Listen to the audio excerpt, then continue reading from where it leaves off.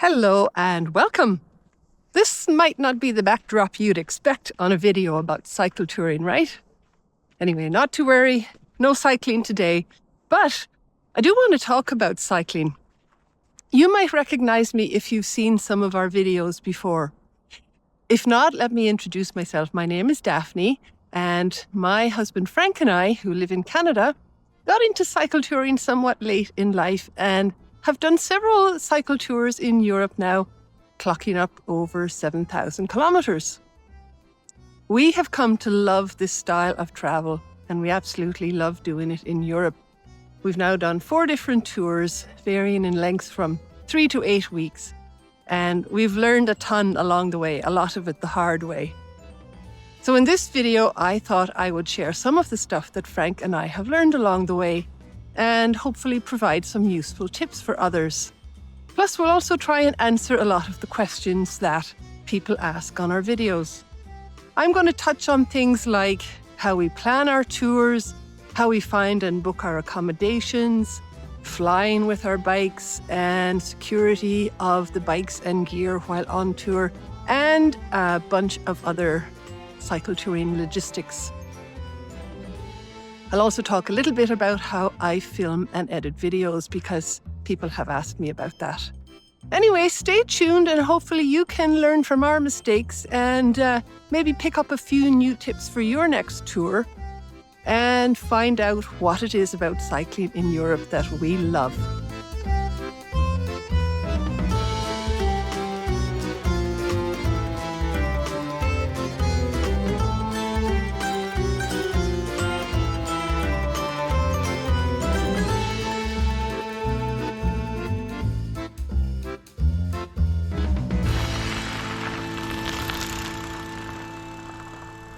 Now, you might already be a keen cyclist, or maybe you're just thinking about giving it a try and aren't sure where to start. Or maybe you've done a guided or a self-guided tour and wonder if you could possibly do this independently. We were complete rookies when we decided to get into cycle touring 7 years ago. Heck, I didn't even own a road bike at the time. Mountain biking was my thing. Frank did have a road bike and had some road biking experience, but he too was more into mountain biking. So we had a lot to learn when we got into self-supported cycle touring. So I'm here to tell you, if we can do it, anybody can. Now, this video has ended up being way longer than I anticipated. I didn't know I had so much to say on these topics until I got started. It's turned out to be the longest video I ever made. So of course I do invite you to watch the whole video, I hope you do, but if you don't have time for that, remember you can take advantage of YouTube's chapter feature. I've divided the video up into different topics, all divided up into chapters, so you can pick out whichever bits you're interested in. Did you know that if you're watching on your computer, you simply click or touch the red progress bar and you'll see the chapters appear? Slide your cursor along that red bar and you'll see all the chapter titles. Now on your smart TV, if you hit pause and arrow left or right with your remote, again you'll see the chapters appear and you can arrow up and toggle to choose the chapter you want to watch. And it works similarly on your phone.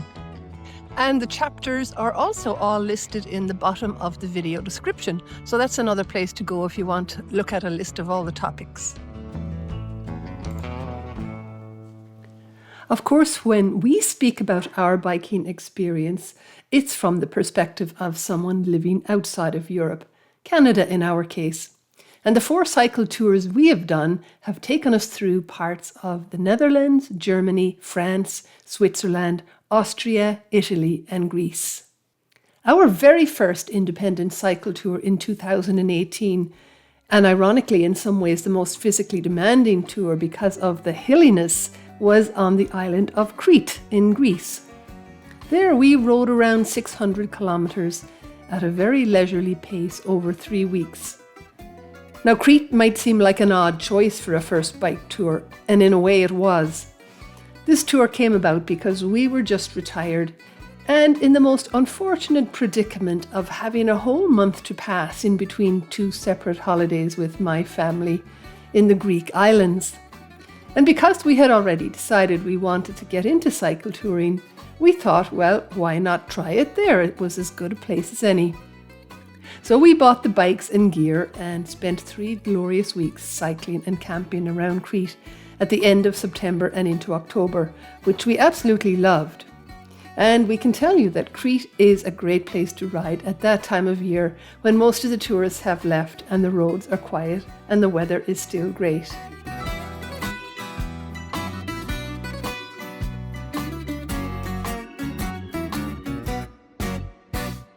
Our second tour was in 2019 when we cycled across France on Eurovelo 6, and I will explain about these Eurovelo trails later in the video. Then we took a train to the Alps and cycled from Andermatt to Avignon on Eurovelo 17, the River Rhône route. That was about 2,300 kilometers spread over 6 weeks. So that journey took us from the Atlantic through the pretty Loire Valley with all its chateaux, then on to the Swiss border via the Doubs Valley into the city of Basel. The train transported us to the Swiss Alps from where we cycled down alongside the Rhône to Lake Geneva, back into France and south towards the Mediterranean.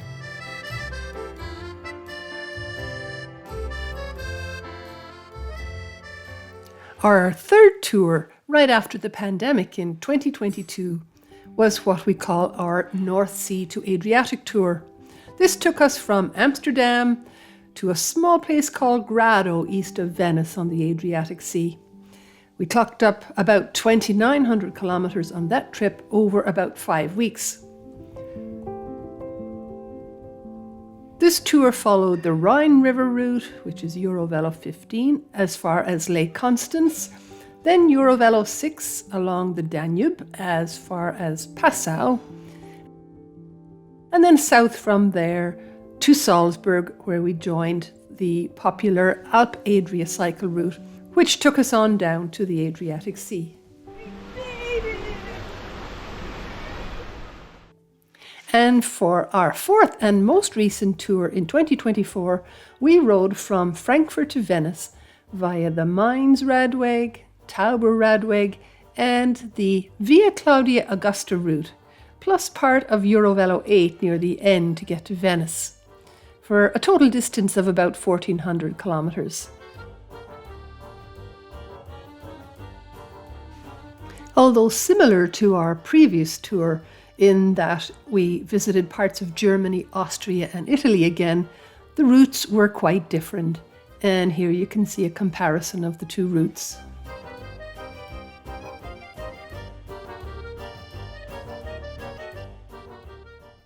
Frank and I live in the city of Calgary in Western Canada, and we're in the shadow of the Canadian Rockies. So people might wonder why we would leave that to go cycle in Europe. Fair question. We have some wonderful places right on our doorstep that offer all kinds of recreation opportunities and world-famous scenery. And yes, there are some sections of roads through the mountain parks that would be okay to ride. But if you're not comfortable in traffic and on roads with narrow or no shoulders, the riding is not fun. And of course, there's plenty of wonderful mountain biking, but that's a whole different story. And yes, we do have some long-distance cycling routes, like the Great Trail or Trans-Canada Trail as it's known, offering hundreds of miles of very mixed types of riding across our vast country. And we've done parts of that ourselves in Alberta and British Columbia. Some sections of this, though, are on long stretches of highway. Some sections are on hardcore gravel over remote mountain passes. And some sections are much better suited to mountain biking. So this type of route certainly offers plenty of wide open spaces and wilderness. There's no shortage of that in North America, and that's a wonderful thing to have. But neither Frank or I are keen on the idea of road riding where we're sharing the route with lots of traffic, and especially fast-moving traffic. But now that we've discovered cycle touring in Europe, we're 100% hooked. Let me tell you why, and here's where I'm going to share the first and one of the best things we learned about cycling in Europe, the cycling infrastructure.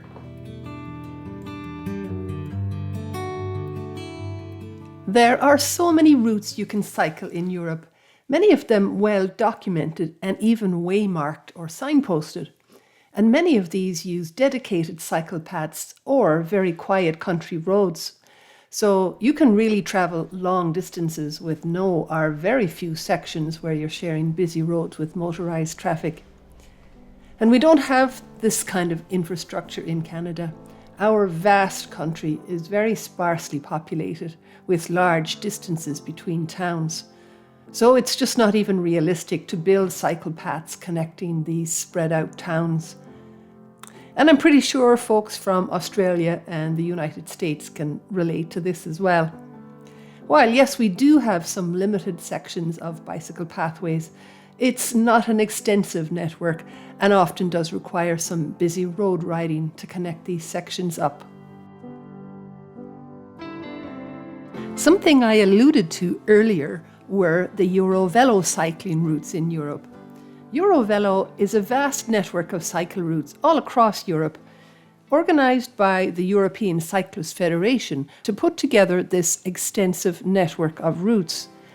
It uses many pre-existing bicycle paths and quiet roads and connects them all together, documenting them and mapping them out on their website, eurovelo.com. Some of these routes are more developed than others. By that I mean they may have few to no sections on busy roads and mostly are on dedicated cycle paths. Some are really well signposted, and there are usually maps that you can get your hands on. There are books published about them, and there are GPX files available for navigation. But in addition to the Eurovelo routes, there are so many other cycle routes. For example, the Alp Adria Radweg, which we rode a few years ago, is not a Eurovelo route, but yet it's a very popular 410 kilometre signposted route starting in Salzburg, Austria, leading through the Alps to Italy and on to the Adriatic Sea east of Venice.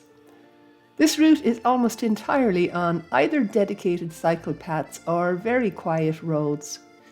One short section on a busier road can easily be avoided by loading your bikes on a train. And that's just one example of countless other possibilities. Most of these countries have their own cycle networks as well. For example, Switzerland has an extensive network of trails documented on their Swiss Mobility website and app. Some of these routes are used by the Eurovelo system. For example, Swiss Mobility Route number 1 from Andermatt to Geneva forms part of Eurovelo 17, which is the Rhone River route.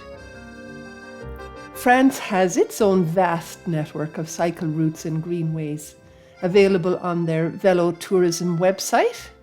And by the way, all of these websites and resources I will try to list in the video description as well, so you can refer to them later.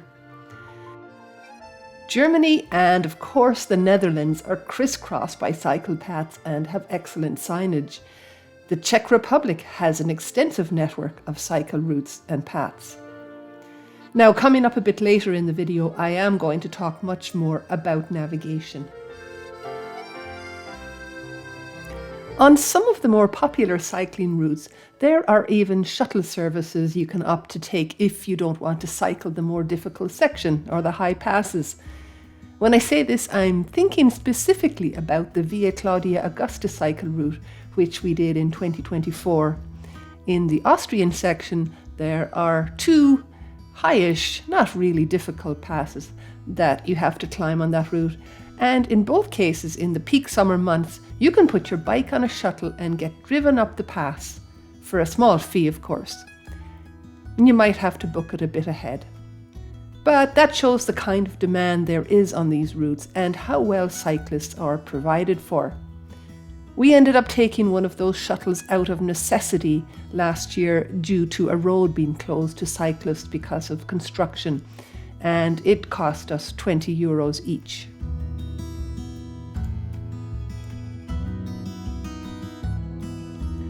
The other lovely thing about European cities and towns is their pedestrianised centres.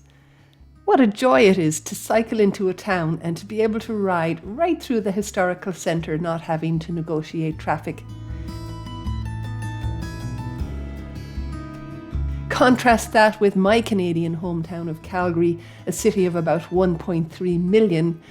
Yes, we have some wonderful cycle paths around the city, but in the downtown core, we have one short pedestrianised street, and we struggle to maintain a few dedicated cycle lanes through the rest of downtown, with huge opposition from residents who claim they are taking up valuable car parking space. So the choice of routes to cycle is endless. But not only this, the cycling culture in these countries is quite different from here in Canada or the US. In places like the Netherlands, Germany and France, cycling is a huge part of daily life. Bikes are used for commuting, taking children to school, going shopping. Motorists make room for cyclists, generally respect them and leave plenty of room when passing. Now, this may be less true of places like Portugal, Italy and the Balkan countries.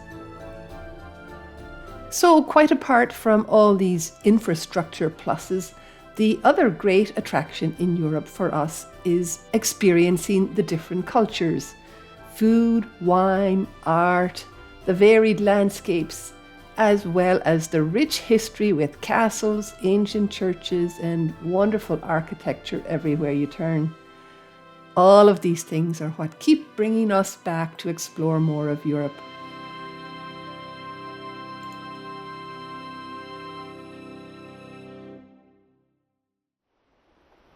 Well, now that I've chatted at length about the infrastructure in Europe and why we love cycling there so much, let's see what else we've learned along the way and what wisdom we can impart to others. Now, before I get into our list of about 10 different topics, I do want to mention that Frank and I don't have any sponsors, nor do we have any affiliations with any products that we might happen to mention here. So any advice we give is based totally on our own experience and what works for us. And by the way, the sections on planning your route and flying with your bike don't appear till later in the video. Now, that might not seem chronologically correct, but that's just where they ended up. Anyway, so in no particular order, let's get started and talk about navigation. Now, I think this is a very topical item that often stirs up lots of conversations about whether to go with or without GPS navigation. Up until our last tour, we didn't use GPS navigation at all, except for really short sections, maybe going through big cities, where we might have referred to Google Maps or Maps.me to get us through some sections where the signage wasn't adequate. It wasn't until our last tour in 2024, when we were planning sections of routes that were more convoluted, that we thought we might need to lean a little bit more on GPS navigation. And then we did learn how to use the planning app and how to use navigation on the bike. When Frank and I did our first few tours, we were pretty low tech, using only the route signage on the trail, together with paper or digital maps of the route, and sometimes a digital or Kindle version of a guidebook. And this approach served us well, especially when we rode all across France on Eurovelo 6, where there aren't too many large cities on that route. In fact, we felt that you could pretty much ride from Nantes, near the west coast, to the city of Basel in Switzerland, following Eurovelo 6 just using the cycleway signposts. But however, having some kind of paper or online map of the actual route is a great backup, because you can check to see what next town or landmark you're looking for. So you know what signs to look for and you feel reassured that you're heading in the right direction. Cycling the Rhine route, or Eurovelo 15, was also quite manageable without GPS or a bike computer for the most part. The tricky parts were riding into and out of some of the bigger cities where the bike route was convoluted and didn't just follow the river, where there were industrial parks and huge factories and where the signage was not adequate. Oh, we had just had a really convoluted route to approach Cologne through industrial and other areas. No signage. Thank goodness we had our own navigation aid. And these were the times we learned the value of having a local SIM card so we could use our phones more. But lots more to say on that topic later. And when we toured around the Greek island of Crete, we used a good old-fashioned road map and scribbled all over it, marking places of interest. By the way, Crete doesn't have cycle paths or a documented cycle route, but just lots of small roads. Maps.me was often very helpful and came to our rescue more than once when we didn't have phone data for Google Maps. With the free Maps.me app, you can download the map of the region you're in ahead of time while online, and then you can use it later offline. By the way, they do now charge if you exceed a certain number of maps, but if you just keep deleting the maps you don't need anymore, you really don't need to pay anything at all. Google Maps can sometimes be your friend, but bear in mind it can also send you on some really crazy routes and sometimes non-existent ones. But both Google Maps and Maps.me can be really useful for helping you find services along your route or even maybe slightly off your route. Things like hotels, campgrounds, grocery shops, even sometimes drinking water sources. It can help you find all these things. So what I'm saying is that it is definitely possible to navigate your way along many of these gorgeous cycle routes without being a technical wizard and with minimal use of a phone. And you definitely don't have to have a bike computer like a Garmin or whatever. So if this is not your forte, don't let that stop you from getting out there.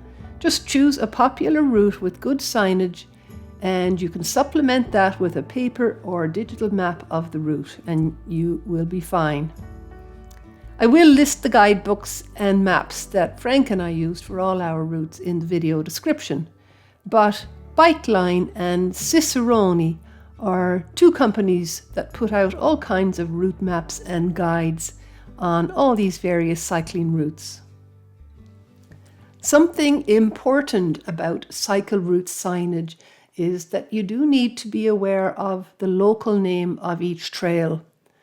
For example, coming down from the Alps in Switzerland along the River Rhone, even though it's part of Eurovelo 17, the signs were not for Eurovelo 17, but for the Swiss national route number 1. And once we crossed the French border, the signs were for the Via Rona or VR. You might occasionally see a tiny Eurovelo logo on the signs, but not always.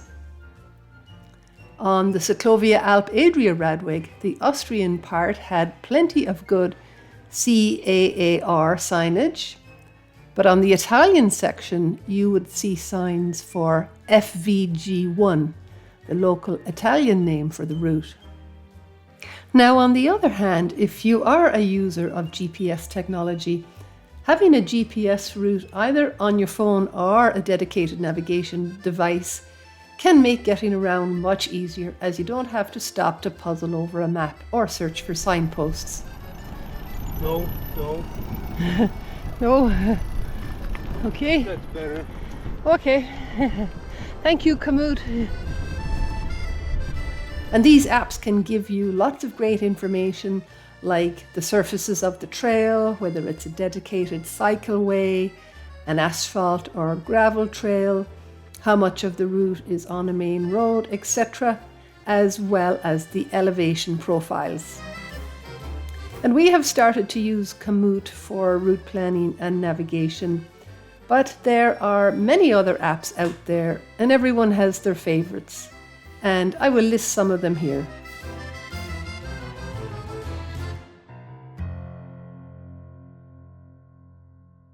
We get a lot of questions about how we find and book our accommodations, and if we book them in advance.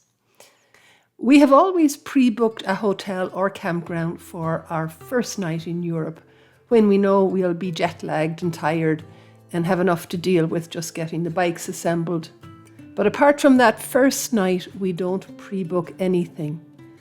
We really like the flexibility of riding as far as we feel like in a day and not having too many rigid plans to stick to. And not everyone's style is the same, so this can be quite a personal choice. We are retired, have lots of time on our hands, and we do love to stop and see interesting things along the way. Have coffees, stop for beers, check out historical sites, or even stop for an afternoon siesta if the weather is hot. Some days we might have more energy than others. Headwinds and rain are also important factors. So it suits us to have a flexible itinerary. Now, I understand that may not be the case if you're on a 2-week holiday and you need to get to a certain point by a certain day to get your train or bus or plane home, in which case time is of the essence. Frank and I do love camping, and we always travel with our full camping gear, but we do like to mix it up with hotels. Timing and availability will often dictate which we choose each night. We usually use booking.com to book our hotels, using either supermarket or cafe Wi-Fi if we don't have phone data. If possible, we like to read the hotel descriptions to find out if there is secure bike parking. You can always phone or message the hotel to ask if this is of concern. Sometimes we might book the hotel in the morning before we leave our last hotel or campground, or sometimes we wait until lunchtime or mid-afternoon when we know how we're doing and how far we think we can ride. Sometimes we might just ride right into a town and decide, here's where we'd like to stay. Occasionally, we'll book something the night before, but we've never had any problems at the times that we're riding when we've done this. Now, bear in mind, we're not doing our rides in July or early August. We will generally have a good idea of what campgrounds lie ahead of us on a given day. The campgrounds are usually marked on the maps and guidebooks that we use, or I may have marked them on our map ahead of time. But we have rarely made a campground booking in advance and have never had a problem. One very hard lesson we learned is to check ahead of time that the campground you're aiming for is in fact a real campground that takes tents and not a private club or a mobile home park. This happened to us more than once. I'm thinking of the German section of the Rhine, where we wasted many frustrating kilometers chasing what we thought was a campground, but it really wasn't. And that's the last thing you want at the end of your day when you're tired and hungry. For me, that's a bad combo that can quickly turn to hanger. So if you're using Google Maps, go to the campground website and find out if it takes tents. Reading the reviews often helps with this. Or if you're able to, phone the campground and ask them. Be aware too that Google will mark with a tent symbol motorhome overnight parking spots. So don't fall for those. They may not have any toilets or bathroom amenities and are designed for self-contained units. In Germany, those are called a name that I'm not going to try to pronounce, but I'll put on the screen. In France, they're called airs. Campground prices vary a lot depending on where you are. I'd say France is where we've seen the least expensive rates. In 2019, we were paying between 9 and 15 euros a night for 2 people there. The best value being in their municipal campsites. Sometimes these are more basic than private ones, but they were always perfectly adequate for us. Something that may take you by surprise in French campgrounds is they often have bathrooms where males and females are not segregated. So don't be surprised as a lady if you're brushing your teeth and putting on your makeup, and the sink next to you, a man is busy shaving. It's not a big deal, it's just something we weren't accustomed to. By the way, not all campgrounds supply toilet paper, and I think it was in France where we found this most often. In the Netherlands, Germany and Austria in 2024, we were paying between 10 and 36 euros for 2 people, with one campground charging 45 euros for 2. That was in the town of Füssen. in southern Germany, which happens to be on a lake and in a very touristy town. We have found that the supply of campgrounds varies a lot depending on what area you're in.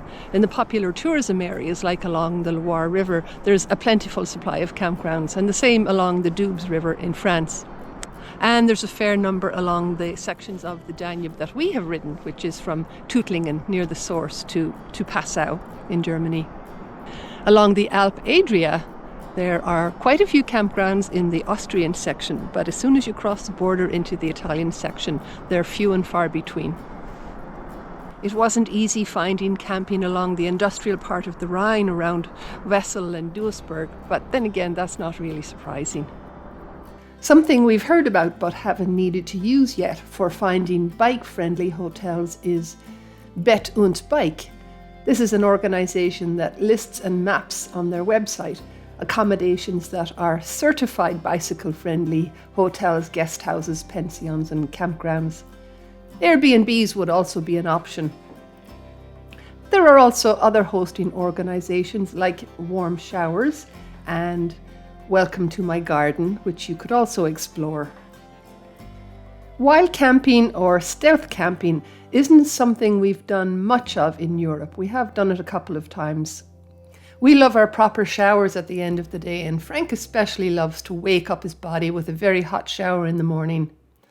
And I'm sure we'd have wild camped a lot more if we were doing this when we were younger and when the budget might have been more of a consideration. Loads of people do it, even in countries where it isn't legal, and you can get away with it if you're very discreet. But do check the legality of it in the country you're visiting, and be careful. There can be large fines if you're caught. I think this is an important one, and one we certainly learned the hard way. Now, these days, I think hardly anybody travels without their mobile phone. Whether it's to get those videos or snapshots, whether it's for staying in touch with your friends and family back home or for navigation along the way. If you're lucky, maybe with your home phone plan, you have a good international plan. But we don't, and roaming charges can get very expensive.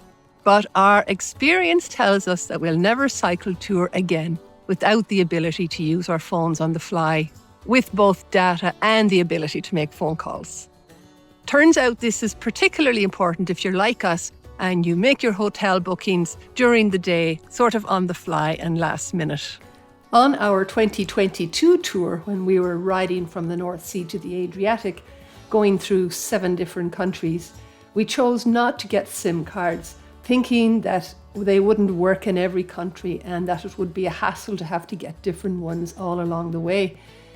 So we thought we'd rely on Wi-Fi, which is available in every big supermarket and most cafes and some other public spaces, and also in campgrounds and hotels, of course.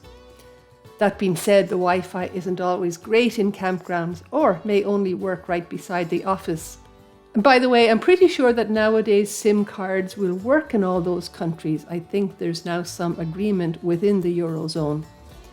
Anyway, we found that relying on Wi-Fi did not work well for us at all, especially because we do like to do last-minute hotel bookings.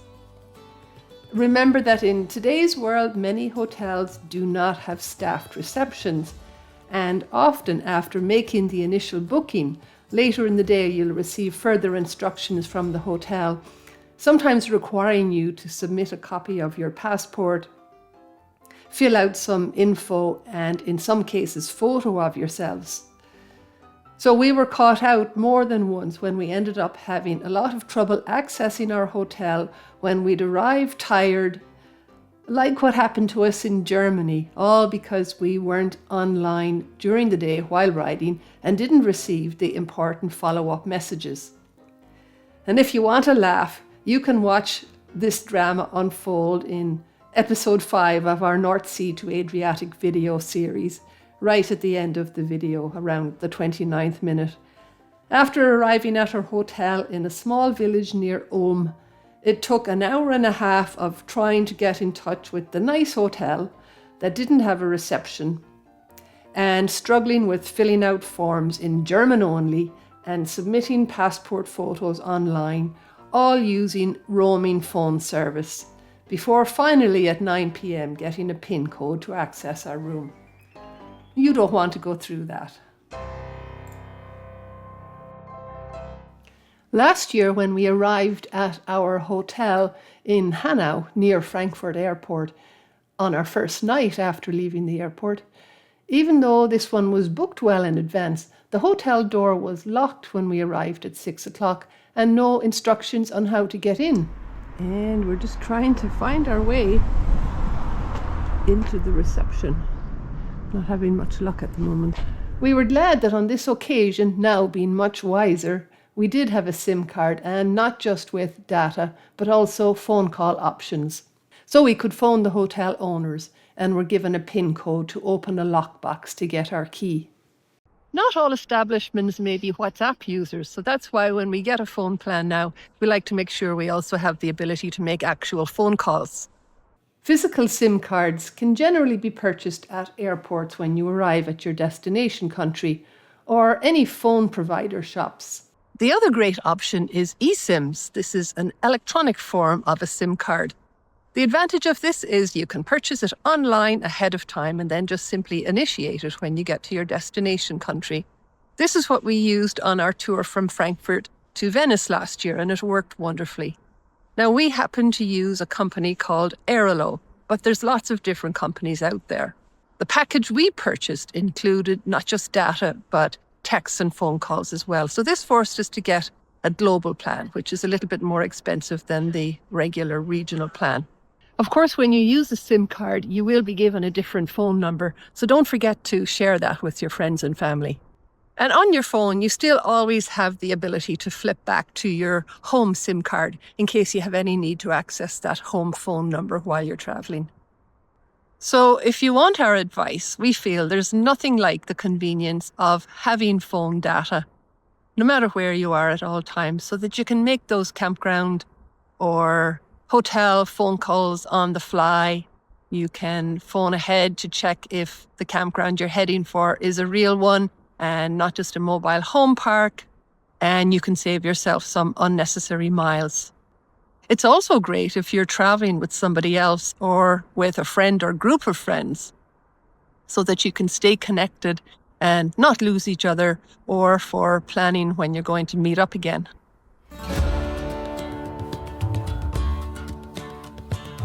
This is something we often get asked about. How do you secure your bike and your belongings when you want to go off and visit a castle or go grocery shopping?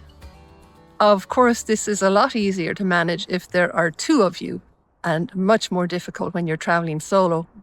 I will preface this by saying that Frank and I are rather paranoid about bike security, having been the victims of bike thefts on 2 occasions, not while touring, but here in our home city of Calgary. Bike thefts are rampant here. So we tour carrying heavy U-bolt locks and cables. They are heavy, but it's worth it to us to have peace of mind. Assuming that thieves will take the path of least resistance, you always want to make sure your bike is harder to nick than the next guy's. But we all know that if a thief is serious, there are very few locks that can't be overcome with a pair of bolt cutters or angle grinders. So when we need to leave the bikes, we lock them preferably to a solid bike rack or a lamppost, a tree. Whenever possible, when we stop for coffees or food, we'll park the bikes where we can see them from our table. That's easy, of course, when you're dining al fresco. Of course, you always need to gauge your surroundings. If you're in a tiny village, the likelihood of a bike theft is probably a lot less than in a busy city. Regardless, it's never a bad idea to take simple measures to prevent the easiest of thefts when the thief can just hop on and ride away. You can even stick a simple plastic twist tie through your wheel so someone can't just up and away. These folding type locks, which we now use, are pretty strong and more compact to carry than our big U-bolts. When we want to leave our bikes on a rest day to go off and do some sightseeing on foot, we leave the bikes locked in the campground. Campgrounds in Europe are often quite secure with fences around them and a security gate, so there aren't too many random strangers driving around the place. When visiting a touristic site, you can sometimes ask at the ticket office if there's a place you can safely leave your bike or if they can keep an eye on it. And of course, if you're in a hotel, good chance you have access to lockable storage there. And in some cases, you may even be able to have your bike inside your hotel room. But even in a locked hotel garage, it's not a bad idea to throw even just a light lock on your bike. I have heard of bike thefts from hotel storage rooms. And our experience is that almost every hotel we used along the more popular cycle routes were so used to hosting cyclists that they generally had a lockable place to store bikes. And this probably worked in their best interest too, otherwise cyclists would be taking their bikes into their hotel rooms, which I'm sure hotel owners don't particularly appreciate. Now, what about all that gear on your bike? Anytime we leave our bikes unattended, we take all our most valuable items with us. That is, money, passports, cameras, etc. If you've seen any of our videos, you'll know that Frank always wears a backpack, and that's where all his worldly treasures are, as well as his hydration system. Most cycle tourists won't have a backpack, but Frank likes it and it works for him. Me, I always have a soft shoulder bag inside my handlebar bag in which I have my valuables, including my treasured SD cards with all my video footage. So when I leave my bike, I grab that and put my GoPro camera and any other cameras, if I'm using them, and the phone in there.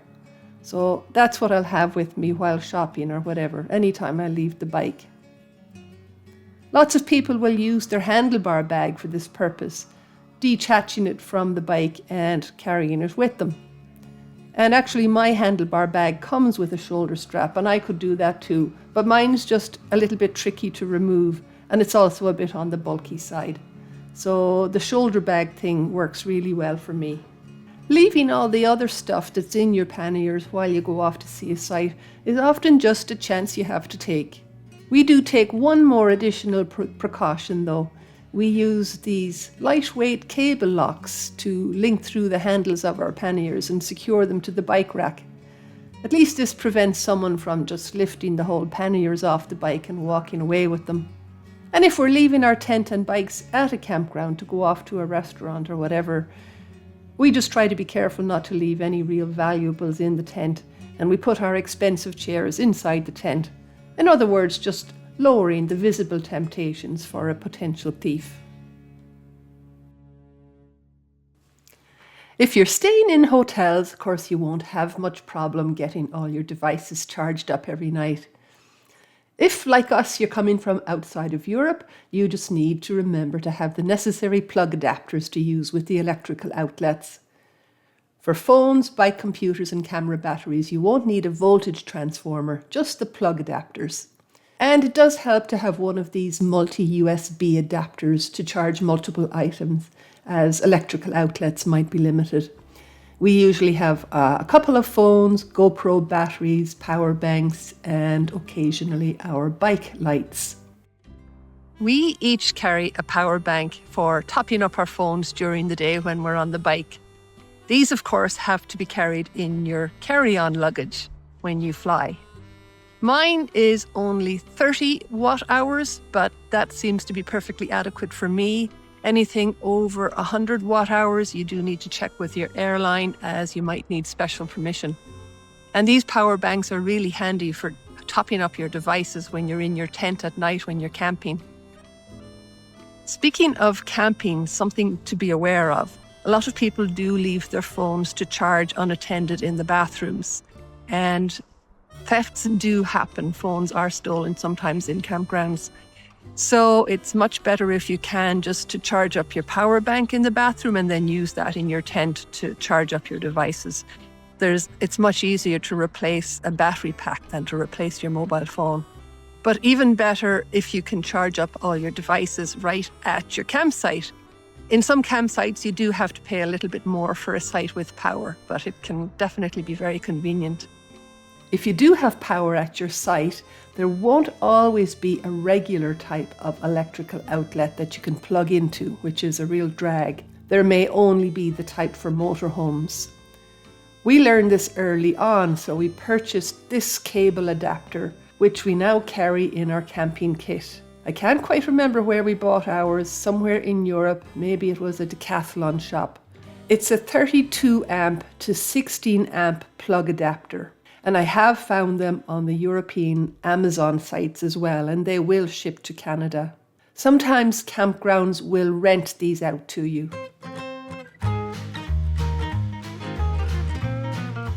Food is one of the great joys of cycle touring in Europe, for us anyway. When you're on a bike, you're burning lots of calories, so as well as needing plenty of food to fuel you, you have the perfect excuse for consuming treats that you might otherwise feel guilty about. In France, we delighted in visiting the bakeries on a regular basis, loved the baguettes and the baguette sandwiches. Germany and Austria also have fantastic bakeries. On our last tour through Germany and Austria, we actually got to the point where we felt overstrudeled, if you can believe that. We love trying all the various local dishes of the areas we travelled through.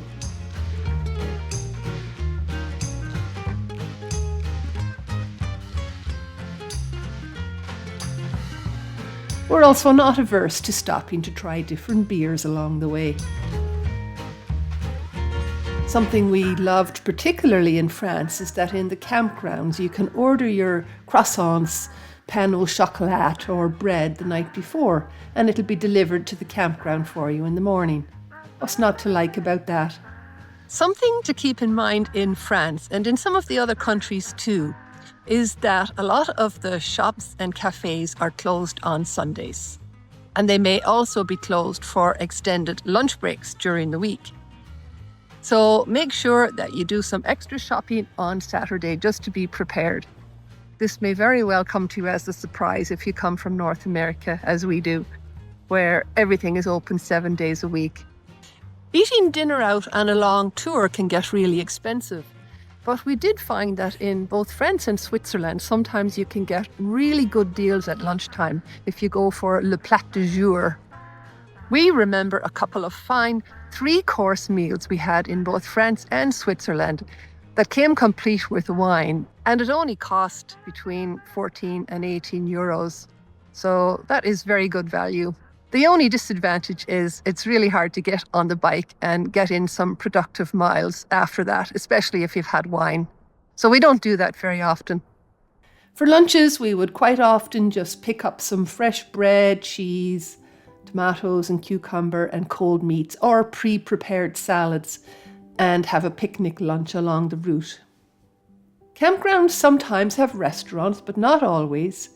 And if it's early in the season, like in May, they may not even be open yet. And it's hard to know this ahead of time unless you phone ahead. Otherwise, if you plan on eating at the campground, make a stop at a grocery shop before you get there to pick up some provisions. That's what we usually did when we were camping. And European supermarkets often have really good pre-prepared meals that are super convenient to have in camp. And speaking of supermarkets, when shopping in the Netherlands, make sure you have cash or a debit card. Many Dutch supermarkets don't accept credit cards. Sometimes the campground may be a good distance from a town or village, and it may not be that convenient to walk into the restaurant. And sometimes on an extended tour, we find it far more relaxing just to kick back in the campground, buy your tent and cook something up on your little stove rather than eating out. By the way, if you use this type of propane cartridge for your camp stove, they have a threaded screw attachment. We found them particularly difficult to find in France until we realized that they're carried by all the Decathlon stores. Other than in France, you can usually find them in camping, sport or outdoor equipment shops. For water on the ride, we never had any trouble finding drinking water on the very populated routes we've mostly been on. We'd fill up a couple of bottles each at the campground or hotel in the morning and we'd find water fountains or taps along the way. Sometimes ask at a coffee shop or cafe for a top-up. And it's a known fact that cemeteries are great places to find a tap if you're stuck. We haven't found any need to carry water filters on European tours, although we do have some water purification tablets on board for emergencies, but we've never needed to use them. So, a word of warning if you're camping. There are foxes in Europe, and they love coming into campgrounds for easy food finds. A few times we've fallen victim to these sly visitors. The first time was in Andermatt in Switzerland, when Frank had to jump out of the tent in the middle of the night to run after a fox who was running off with a food bag. And it happened again in Füssen in southern Germany on our last tour, when a particularly brazen fox came into the tent. We had left the door open and actually stepped on my chest and tried to run off with a pannier full of food. It also happened to our friends in a campground in Austria. So make sure to secure your food either inside your tent or secured inside your panniers in such a way that foxes can't get at it easily. Now, in Canada, we have trouble with raccoons invading campgrounds and stealing food. But in the countries we've been in, we've never seen raccoons. In Europe, only foxes. It didn't take us long to discover that unlike Canadian and American campsites, which almost always have a picnic table, European campgrounds will often not have tables or chairs. We always manage fine by sitting on the ground, maybe bringing out our sleeping mattresses or borrowing chairs from adjacent camping cabins if they weren't being used. However, we realised that after a day in the saddle, it's really nice to have a real chair with proper back support. So now we bring our camp chairs with us. You do pay a premium for getting the really lightweight ones, but we feel it's well worth the money to have a bit of comfort at the end of the day. Frank has a Helinox Chair Zero, which he really likes. It's easy to assemble, weighs 530 grams, that is 1.16 pounds, but not cheap at 200 Canadian dollars. That's 145 US, 120 euros. And I have a very similar REI brand of chair, which I bought years ago in the US.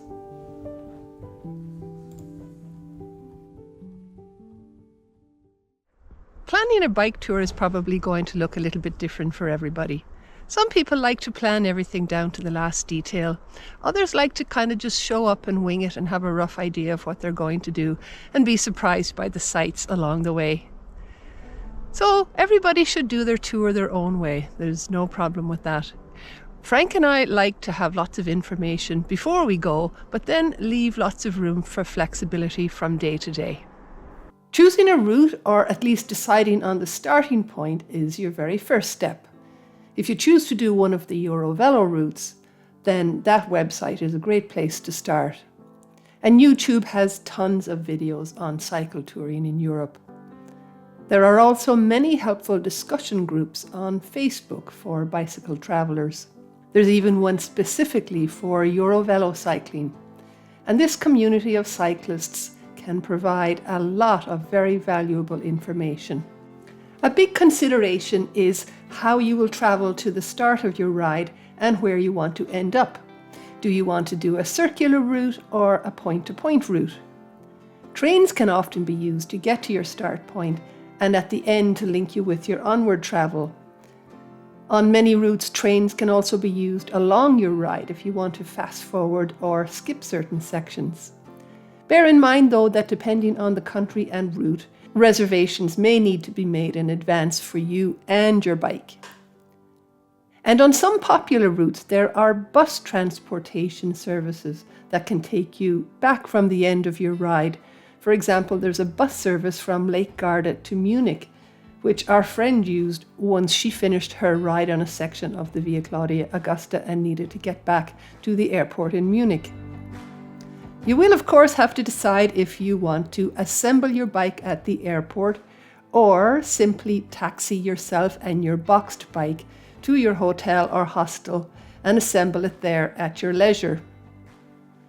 Canadian winters are long, so for us this is the perfect time to start planning for the next bike trip.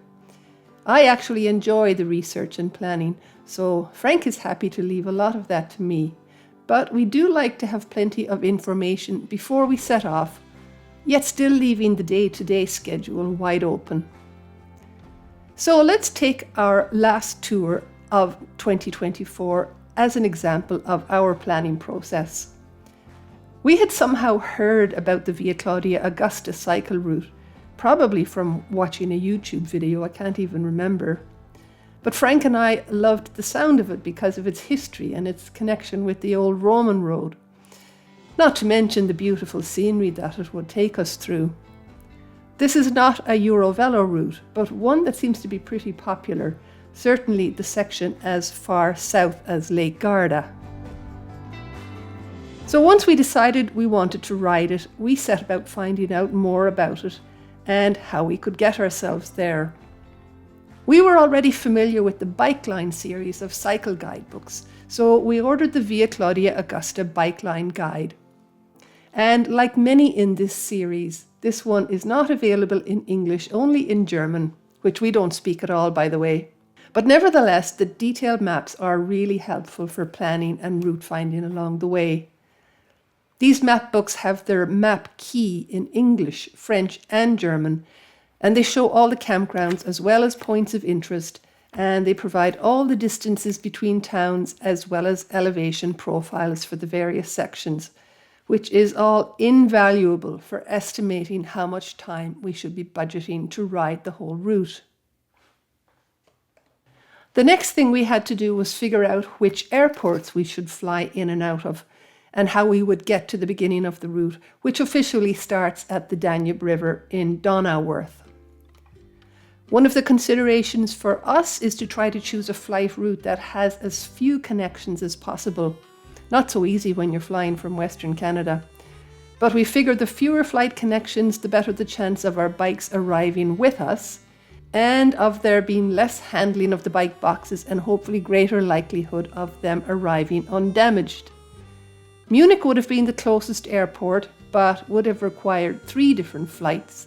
Frankfurt is further away, but we could get there with only one connection in Montreal or Toronto. So we settled on Frankfurt and chose Venice for the return flight. Next step was to see if it was feasible to cycle from Frankfurt to Donauwörth, which is what we ended up doing. We found what looked like a good route with the help of the waymarkedtrails.org website. And we used that same website to help us come up with a route to Venice at the end as well. After some digging, we eventually came up with the total distance for the route of 1,350 kilometers. We now know that an average of 50 kilometers a day works well for us. Obviously, some days we'll do less, some days up to 80 kilometers. So that would take 27 days. So 4 weeks plus factor another week for rest days and unplanned hold-ups like bike technical issues, etc., making it 5 weeks. And we ended up booking a return flight 6 weeks out, as we thought we'd have a bit of a car tour at the end with a rental car. That website that I mentioned, waymarkedtrails.org, is one that we have found very useful. It gives you an overview of all the signposted trails in Europe and how they connect with one another, including Eurovelo national and regional routes. Using the search feature, you can search for a particular trail and it gets highlighted. And as you zoom in, you see more and more cycle routes and their names attached. When you zoom in all the way, you can actually click on the route name and get more specific information on that route, including sometimes GPX files and any relevant websites. This was a great help to us for finding routes that connected with the Via Claudia. We were then able to hone in on the local names of the routes that we would be following from Frankfurt to Donauwörth. In our case, the Main-Radweg as far as Wertheim, the Taubertal-Radweg, and parts of the D9 National Cycle Route. And then by doing web searches on these other routes, I was able to get exact distances and elevation profiles, as well as a good idea on the type of scenery and towns we would be going through. The other part of our planning involves researching the points of interest along the route, whether that be the towns, castles, sites of historical significance. This just all makes these places more interesting, knowing something about them when we ride through. Of course, you can always read more as you go along, especially if you have internet access or a guidebook. And if you have the time and interest, you can stop at a tourist office and get some local information. But you don't always have time to do this along the way, and it's nice to have some quick reads available.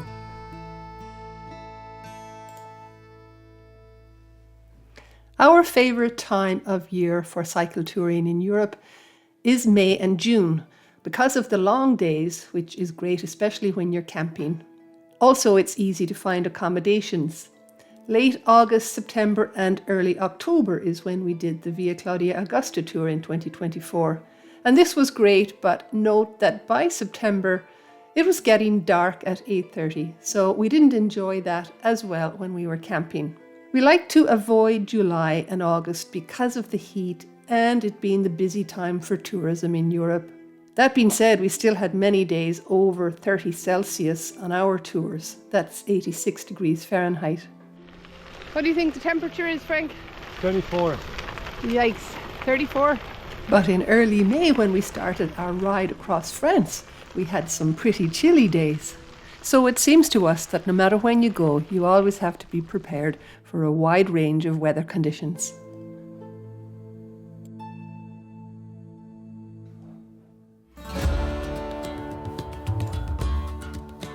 I suppose the first big step towards making the tour actually happen is getting your flights booked.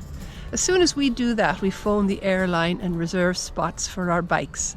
At that point then, they usually take the fee for the bicycles, which with Air Canada, for example, is 50 to 60 Canadian dollars per one-way leg per bike. And once that's done, we can start making the rest of the preparations for the journey. I won't be going into all the details of how to disassemble and pack your bike for flying in this video, but I will mention some other more general stuff based on our experience. The only tour we did where we were starting and ending at the same point was when we toured around the Greek island of Crete, our very first bike tour, and then we flew in and out of Athens for that trip. For that rookie tour, we packed our bikes in soft bike cases with wheels.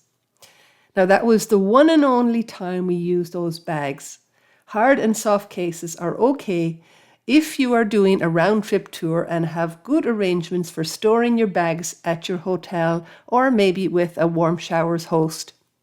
For all our subsequent tours, which all started and ended at different airports, we used bike boxes, which we disposed of at our starting point and got new ones at the end of our tour for the return trip. We have generally been able to get free bike boxes from our local bike stores at home, and same thing for our return journeys. Bike shops are disposing of these anyway, so you can usually nab one if your timing is right, or if you can manage to contact a shop ahead of time, that's even better. That being said, if your timeline between the end of your tour and your flight home is tight, this can definitely be one of the biggest stresses of your whole tour. Some airports sell bike boxes. The odd airline supplies them for you, but you want to try to find this out with some certainty before arriving at the airport. From what I can gather, it's rare nowadays that an airline will accept a bike with just a plastic bag covering like they used to. They really do need to be in a box or a proper bike bag, either hard or soft. Frank and I have been lucky because at the end of each of our long bike tours so far, we've had extra days where we've rented a car to do a bit of a tour before flying home to Canada. And this allows us the freedom to stop at a bunch of bike shops along the way to hunt down bike boxes. We then have plenty of time to disassemble the bikes and get them in the boxes well before driving to the airport and dropping off the rental car. But if you're not riding your bike right to the airport and getting the job done there, There's always the option of getting the disassembly done at your hotel or wherever you're staying and getting a van taxi to the airport. And of course, there's always the option of using the services of a bicycle shop to package your bicycle up for you.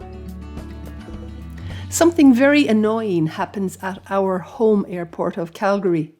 The security at the oversized luggage area at our airport, which is a large international airport, always requires us to open and almost completely empty our bike boxes for inspection before they load them.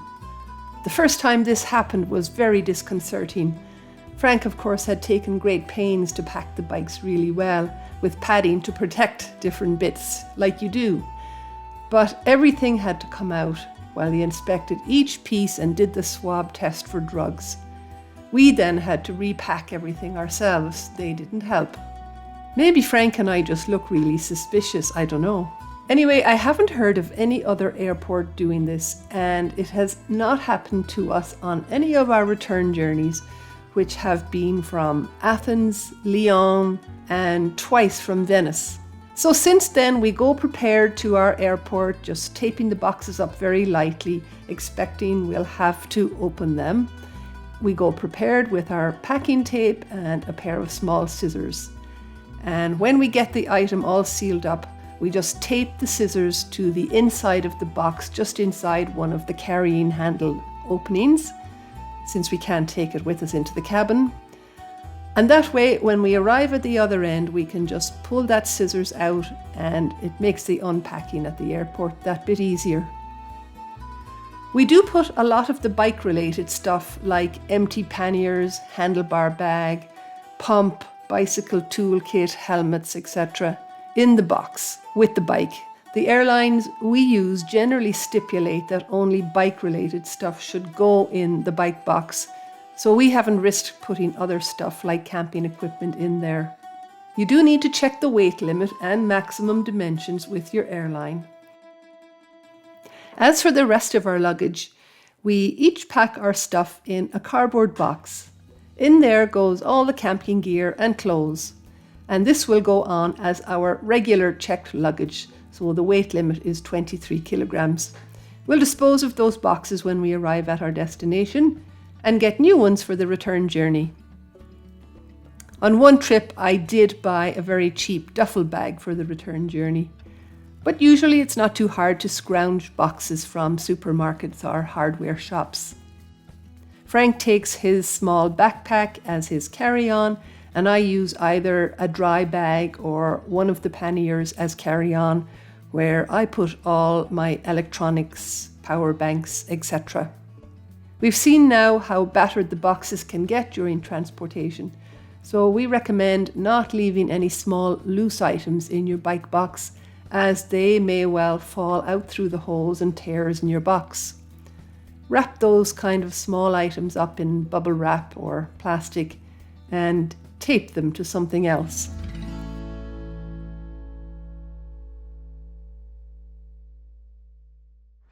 I don't in any way consider myself an expert on this. I never even intended to make videos until after our second tour.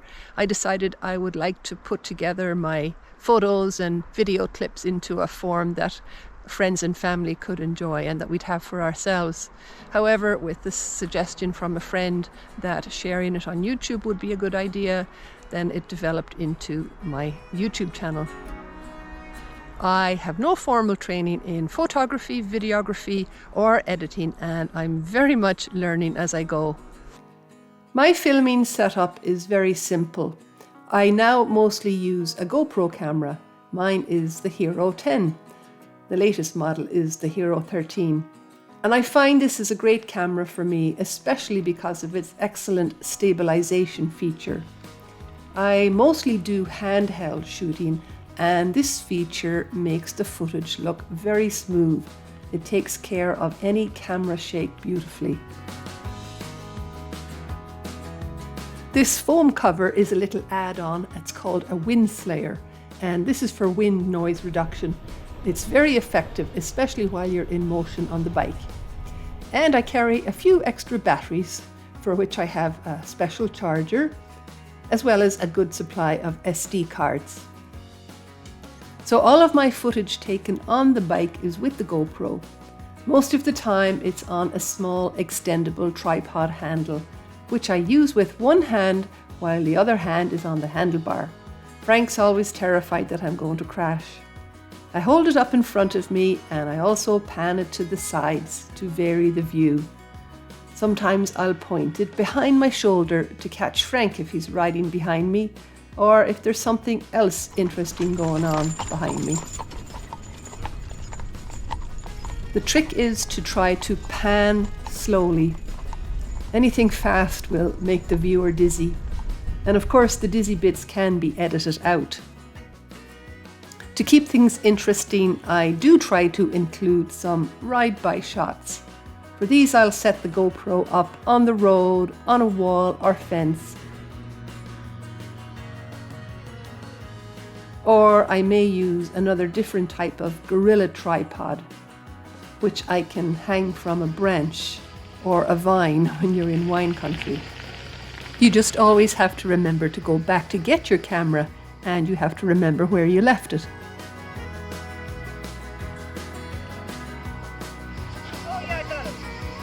When I really need to be hands-free, like when doing a steep downhill or riding in heavy traffic, I will sometimes use a chest harness. But it's a hassle to change these accessories, so that doesn't happen very often anymore. What I really need to get is a better system for clamping my camera to my handlebars that's high enough to clear my large handlebar bag. When I'm not using the camera, I have rigged up this sponge thing with a hole cut in the center, which fits nicely in the bracket supporting my handlebar bag. I do now have it covered with a black pouch. That's just for aesthetics. So the camera just sits in there and I can grab it and turn it on with one hand when I see something I want to film. Frank and I also take some video clips and still shots with our phones. We have Pixel 8 phones. For editing, I use Adobe Premiere Elements. This is the more junior version of Premiere Pro, but it has more than enough features for me. I'm sure I don't use the half of what it can do. For our cycle touring videos, I seem to have taken a liking for adding a voiceover narration to my videos. I like to do this just to give the backstory and maybe some of the history. I did have to purchase a better mic and a pop filter for this purpose, as my early videos make me sound as though I'm holding my nose inside a tin can. I'm not a fan of long monologues facing the camera. I feel no one needs to see my face when there's nice scenery to be viewed. For music, I use a subscription-based resource called Epidemic Sound that provides a great variety of music and takes care of the royalties and any copyright issues. YouTube also has a library of royalty-free music, which I sometimes use. Editing the videos is a time-consuming process, but for me it's become a labor of love and it's a great winter pastime. So I think I kind of became a YouTuber reluctantly, and my motivation is definitely not number of subscribers or money, but I do really enjoy the interactions through the comments with the viewers. I love hearing how we sometimes do inspire people to get out on their bikes and try some of the routes we've done. So that is the most enjoyable part of it for me. Now, as I wind down these ramblings, I'm going to introduce one more question that we're sometimes asked, and that is, what were our favourite routes that we've ridden so far? And it's really hard to answer this because every route we've done definitely has highlights and sections that are more memorable than others. For example, when we crossed France, it was the Loire Valley. On the Rhine, it was the Rhine Gorge. Along the Danube between Tuttlingen and Sigmaringen, it was the beautiful gorge through the Swabian Alps, and the Alp Adria, of course, from the Italian border to Venzoni along the old disused railway trail is absolutely stunning. So these are all beautiful sections of the rides we've done. But if I did have to pick out one ride, let's say you could do a week's worth of riding, I would probably choose, and Frank would say the same thing, the Alp Adria Radweg. It's really spectacular, takes you through wonderful mountain scenery, and it's not difficult. There are a couple of hills, but to get through the Alps, cars and cyclists alike load their vehicles onto the train through the Tauern Tunnel. So it's really easy to get through the mountains. So that is one of our favorites for sure. And if I was asked to pick a route for somebody new to cycle touring, I could definitely suggest the Loire Valley. You've got lots of chateaus, great wine and food, lots and lots of amenities along the way. And another one that we haven't done ourselves yet is between Vienna and Passau, which is very, very popular and wouldn't be difficult, but it's very scenic. And if you can handle a couple of short hills, we definitely recommend the Alp Adria Radweg. Whatever your style of travel, whether you're a leisurely tourer, maybe a speedier bike packer, or maybe just doing day trips, whether you're camping or staying in hotels, credit card touring as they call it, we encourage you to get out exploring on your bike, have a little or a big adventure. You definitely won't regret it. There are still a couple of big topics that we didn't have time to delve into in this video, and that is about the bicycles themselves and the panniers, etc., and about how and what we pack for our tours. However, I hope we have shared at least a couple of nuggets of useful information in these ramblings, and please do feel free to comment or ask questions in the comments section. We'd love to hear from you. So thank you so much for watching. Do take care of yourselves and hope to see you in another adventure in the future. Meanwhile, happy trails.